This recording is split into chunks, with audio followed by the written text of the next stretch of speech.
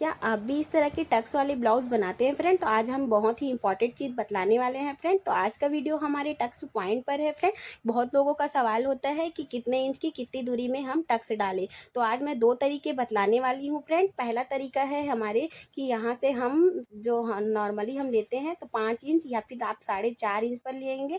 अगर आपकी healthy size है तभी 5 इंच लीजिएगा फ्रेंड। और दूसरे तरीके ये है कि आप शोल्डर के बीचों-बीच से इस तरीके से आप लाइन ड्रॉ करेंगे तो दोनों सेम ही मेजरमेंट आती है। तो आप दोनों में से एक तरीके अपना सकते हैं। तो देखिए फ्रेंड, हमारी यहाँ हमने हेल्दी साइज के लिए बना रहे हैं तो ये 5 इंच की दूरी पे आई, तो दोनों शोल्डर से अगर हम सीधी लाइन ड्रॉ करते हैं तो दोनों की मेजरमेंट एक ही आती है। तो आप इस तरीके से ले सकते हैं फ्रेंड। आप दोनों में से एक तरीके अपना सकते हैं। अब उसके बाद शोल्डर से नीचे हमारी जितनी वेस्ट पॉइंट आएगी उतनी हमें लेनी होगी। तो हमारी यहाँ 10.5 पे आई थी तो हमने उसमें निशान लगा ली थी। उसके बाद हमें 1-1 इंच की यहाँ दूरी लेकर हम यहाँ टक्स डालने वाले हैं। आप जितनी गहराई लेने वाले हैं, मतलब जितनी नोकीले रखेंगे तो उतनी ज़्यादा आपको कपड़े मतलब ज़्यादा एक्स्ट्रा दबाना पड़ेगा। तो आप इस चीज़ का ध्यान ज़रूर रखिएगा फ्रेंड। अब उसके बाद हमें क्या करनी है, जो हुक आई लगाते हैं ना, उससे हमें क्या करनी है, 1 इंच नीचे की ओर छोड़कर, मतलब आप देख पा रहे होंगे मैं वीडियो पे समझाने की कोशिश कर रही हूँ फ्रेंड। 1 इंच हमने छोड़ा, उसके बाद जितना हमारा बच रहा है उतने में हमें आधा लेना है। तो इस तरीके से आप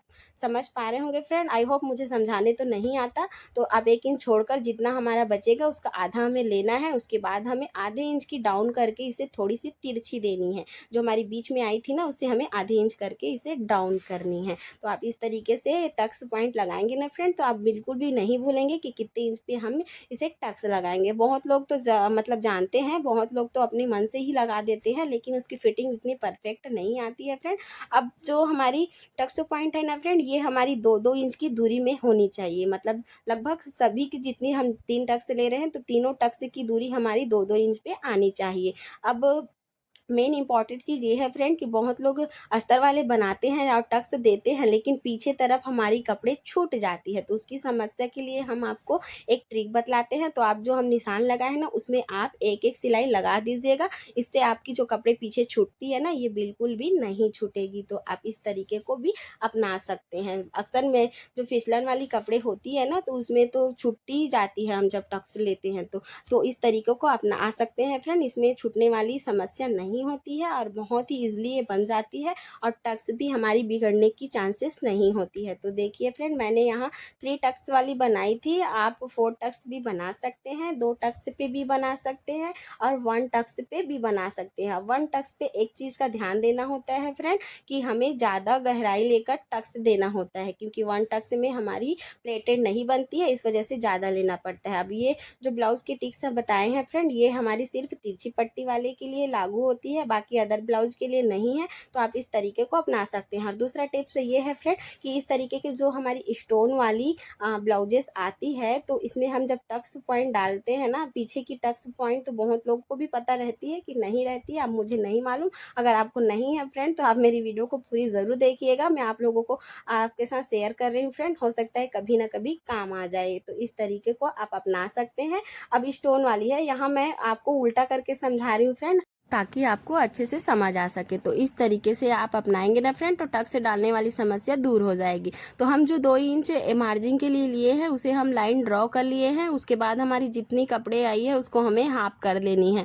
अब हाफ करके हमने एक चौक का निशान दे दिया है फ्रेंड। अब बात आती है कि इतने हम कितने इंच की दूरी पे इसका टक्स लगाए। तो यहाँ हमें 5.5 इंच पर हमें टक्स पॉइंट देनी होती है फ्रेंड। बहुत लोग क्या गलती करते हैं कि इसका पॉइंट जो होती है, लंबाई जो टक्स डालते हैं कम डाल देते हैं या फिर इससे ज़्यादा डाल देते हैं, तो उससे हमारी ब्लाउज बिगड़ जाती है फ्रेंड। और बहुत लोगों को तो पता है कि 5.5 इंच से नहीं ज़्यादा नहीं डालना होता है, और 5.5 इंच से कम डालेंगे तो चल जाएगा थोड़ी सी, लेकिन ज़्यादा नहीं डाल पाएंगे 5.5 इंच से। तो इस चीज़ का आप ध्यान रखिएगा फ्रेंड। अब मैं उल्टा समझा रही थी, इस वजह से आप लोगों को इस तरीके से निशान लगा रही हूँ फ्रेंड। आप यही चीज़ को आप सीधा करते तो आपको ये वाली जो चौक से निशान दे रही हूँ ये बिल्कुल भी करना नहीं पड़ता।